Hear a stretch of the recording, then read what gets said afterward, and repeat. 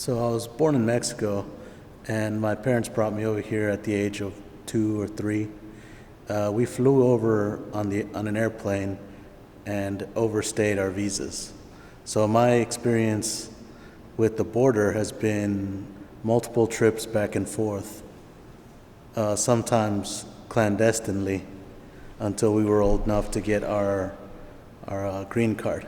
So the exhibition title, Borders, Separation, Detention, and Dehumanization, basically covers the spectrum of what's going on, as I see it, happening on the border, and occurring somewhat in that order too.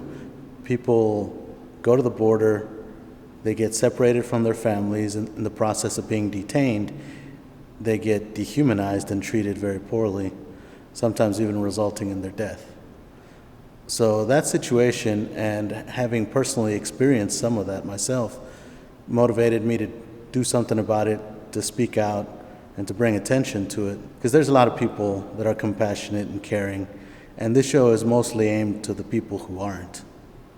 Hopefully, like, the imagery alone can move them to change their minds a little bit and be more compassionate without having to use the rhetoric of politics that I think sometimes just makes the situation worse.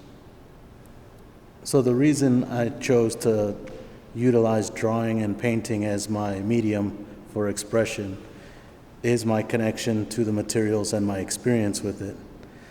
In the drawing medium, I feel that there is more of a dramatic presentation that kind of drives home the messages of like suffering and pain and fear. In those situations, the individual does feel as if color drains from their life and the situation becomes so stark and drastic that it is like a black and white kind of feeling. This kind of loss of control and loss of power, I think, is mirrored in the lack of color in the work. And in the painting, I find that the strength of the medium is in its wide range of expression through color. It could represent emotion, mutability, ambiguity, and other similar kind of qualities of those situations in a way that the drawing doesn't do. So in the process of making, it's so important to be conscious of your body, your posture, the tension in your hand, the expressiveness of the marks. I find that the more you could relax and the more you could be in the moment, the better.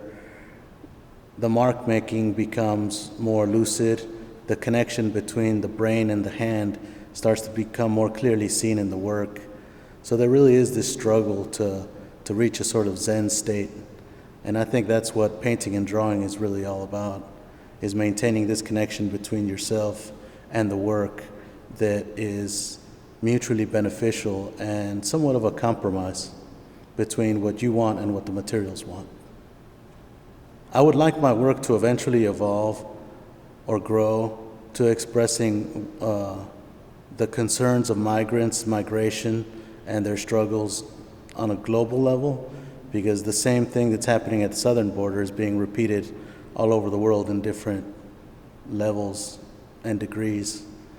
And I'm looking forward to continuing to work on this scale and this professional level. It gives me an opportunity to reach places of privilege and audiences that normally I wouldn't be able to reach. And so that is definitely advantageous for this subject matter more than anything. One of the things that's brought me the most joy about making this body of work is the effect that I saw it had on my family. They were so incredibly proud and validated in a deep way that really was very meaningful and powerful to me, because at the end of the day, part of this work is really dedicated to my parents and the experiences they had. In my mind, they're the original immigrants, and so this body of work is really kind of an homage to them and a way of paying my respects and acknowledging that their hard work and their suffering has brought me to where I am. And I feel immensely lucky